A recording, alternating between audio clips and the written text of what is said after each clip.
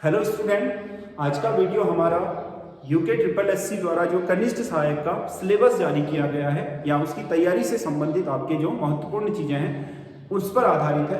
क्योंकि हमने पिछले वीडियो में आपको बताया था कि उत्तराखंड में पॉलिटिकल साइंस की तैयारी कैसी करनी है, उत्तराखंड में हिस्ट्री की तैयारी कैसे करनी है, ये हमारा ज्योग्राफी पर आधारित है। उसमें दो चीज़ें दे रखी हैं, विश्व का भूगोल और भारत का भूगोल वाले पार्ट में। तो विश्व के भूगोल में आपको क्या करना है सुन लीजिए सबसे पहले, क्योंकि ये बहुत इंपॉर्टेंट है। इसमें आप तीन बेसिक चीजों को जरूर करिएगा। एक स्थल मंडल में आप करेंगे आपके जो हमारी भूगर्भीय संरचना है उसमें आपके कौन कौन सी चट्टानें हैं, उसके अलावा उसका पता लगाने वाले जो तत्व हैं ज्वालामुखी, भूकंप आदि वो करने हैं। और उसके अलावा स्थलीय आकृतियों में तीन चीजें, पर्वत, पठार और मैदान सही तरीके से कर लेने हैं। उनके प्रकार, उनमें पाए जाने वाले धातुएं या खनिज पदार्थ, जैसे आग्नेय चट्टानों में आपके अधिकतर धात्विक खनिजें होती हैं, अवसादी चट्टानों में आपके जो जीवाश्म ईंधन होते हैं, तेल, कोयला वगैरह, और जो रूपांतरित चट्टानें हैं उसमें बहुत महत्वपूर्ण आपके खनिज, हीरे, संगमरमर जैसी चीजें मिलती हैं। तो इसको लेकर के क्वेश्चन बनाता है स्थल मंडल में। दूसरा आप करोगे वायुमंडल, ये आपका कंप्लीट होना चाहिए। दूसरा आप वायुमंडल में क्या करना है, वायुमंडल में आपको वायुमंडल की सभी परतें कर लेनी है।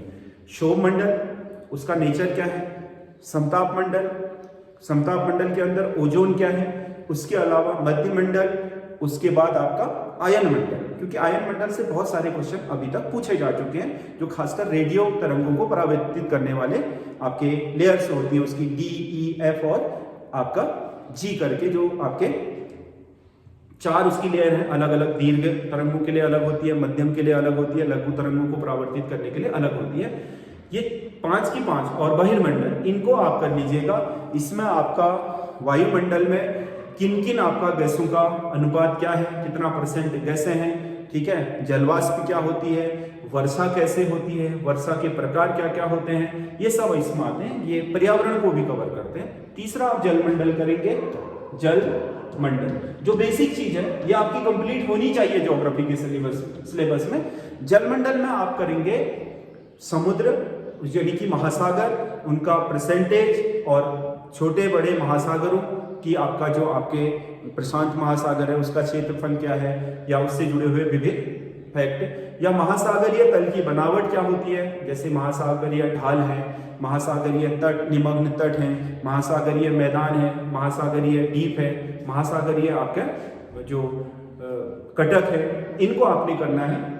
जो तो बनावट हो गई। दूसरा, महासागरों में लवणता करनी है, यानी कि उसमें जो लवण है उनकी मात्रा क्या होती है, कैसा अनुपात होता है, कहाँ पर ज्यादा है, कहाँ पर कम है। महासागरीय जलधाराएं करनी है, ठंडी और गर्म जो भी आपके महासागरीय करंट होते हैं उनको। उसके अलावा महासागर में आपकी प्रवाल भित्तियां करनी है। उसके अलावा महासागर में सूर्य ताप का वितरण करना है कि तापमान का वितरण कैसे होता है, ये महासागर में करना। ये करने के अलावा एक करोगे आप सौर मंडल, ये करना है विश्व के भूगोल में। अगर ये आपने कंप्लीट कर रखा है तो विश्व के भूगोल से अधिकतर नंबर लाने की आपकी चांस बन जाती है। भारत के भूगोल में सबसे पहली बात तो देखो, भारत का भूगोल करने के लिए आपको भारत का मैप बहुत अच्छे तरीके से आना चाहिए। क्या लंबाई है, क्या चौड़ाई है, कौन पड़ोसी है, कहाँ स्थलीय सीमा रेखा कितनी लंबी है, कौन कौन से देश उसमें है, समुद्र तट रेखा कहाँ कहाँ खुलती है, कौन कौन से प्रदेश उसमें हैं, उसके अलावा हमारे पड़ोसी देश कौन से हैं, हमारा अक्षांश क्या है, हमारा क्षेत्रफल क्या है, उसके बाद हमारी भौगोलिक बनावट क्या है। पर्वतीय हिमालय पूरा पढ़ना है पर्वतीय प्रदेश में, उत्तर का विशाल मैदान पढ़ना है, पश्चिम का आपका मरुस्थलीय प्रदेश, दक्कन का पठारी भाग, समुद्र तटीय मैदान, उसके अलावा आपके महासागरीय द्वीप। इन सारी चीजों का अगर पूरा का पूरा मैप के साथ आप एक संतुलित अध्ययन कर लेते हैं तो भारत के भूगोल की सारे बेसिक क्लियर हो जाते हैं। फिर उसके बाद भारत की मिट्टियां कर लीजिए, भारत की वनस्पतियों का वितरण कर लीजिए, भारत में जलवायु का वितरण कर लीजिए, भारत का आपका जो कृषि प्रदेश है क्योंकि मिट्टी के आधार पर ही तय होगा, उसका वितरण कर लीजिए। भारत में आपका जो यातायात की सुविधा है उसका अध्ययन कर लीजिए। भारत में खनिजों का वितरण है। मतलब 7-8 टॉपिक आपके भूगोल के करने जरूरी होते हैं, जिसमें सबसे पहले तो आप भारत जानिए किसके द्वारा, मैप द्वारा। अगर भारत को मैप द्वारा जानेंगे तो बहुत आसानी होगी, कौन सी नदी कहां से निकल रही है, किन प्रदेशों से बह रही है, कहां गिर रही है, ऐसा ही पूछता है, कौन उसकी सहायक है। प्रदेशों की सीमाएं आसानी से हो जाती हैं, विदेशी राष्ट्रों की सीमाएं हो जाती हैं, विदेशी राष्ट्रों पर बसे हुए देशों की सीमाएं हो जाती हैं, अक्षांशीय देशांतरीय विस्तार हो जाता है। उसके अलावा उत्तरी, दक्षिणी, पूर्वी, पश्चिमी पॉइंट हो जाते हैं। उसके अलावा भारत का जो आपका भौगोलिक प्रदेश है, कहाँ पर मैदान है, कौन सा प्रदेश मैदान में है, कौन सा हिमालय में है, कौन सा पठार में है, कौन सा समुद्र तट में है, ये सब हो जाते हैं। उसके अलावा आपका समुद्र के साथ भारत के क्या एडवांटेज हैं, हिमालय के भारत के साथ क्या एडवांटेज हैं, दक्षिण एशिया उपमहाद्वीप क्या कहलाता है, वो भारत को लेकर के ही है।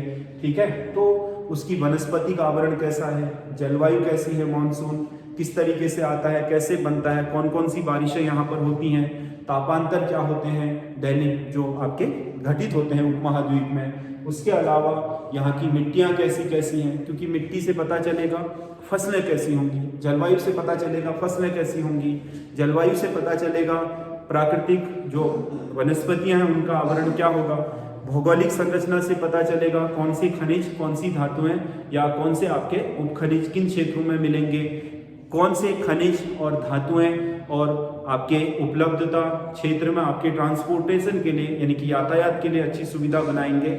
उसके अलावा आपके इन सभी का जो आपका आर्थिक जो क्रियाएं हैं उनमें योगदान कैसे होता है, ये सब आपके यहीं से कवर होता है। इसीलिए भारत का भूगोल पढ़ने के लिए सबसे पहले भारत के मैप को जानिए। सीधे थ्योरी पढ़ना शुरू मत कर दीजिएगा, परिभाषाएं पढ़ना शुरू मत कर दीजिएगा।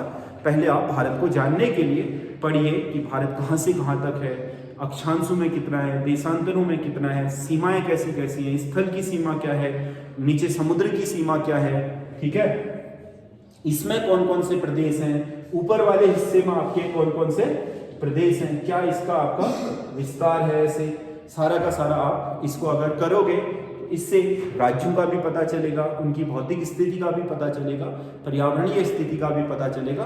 तो इससे आपका भूगोल कंप्लीट हो जाता है। तो 7-8 आपके टॉपिक हैं जो आपको करने ही पड़ेंगे, आप चाहे सिलेबस में वो कुछ भी दे, ये अगर आपके बेसिक क्लियर नहीं है तो भूगोल आपके लिए काफ़ी कठिन हो जाता है। ये करने बहुत जरूरी है, इसलिए इनको जरूर करिएगा। धन्यवाद। आपके लिए अगले वीडियो में उत्तराखंड कैसे करना है उसके लेकर के आऊँगा, तो कमेंट जरूर करिएगा।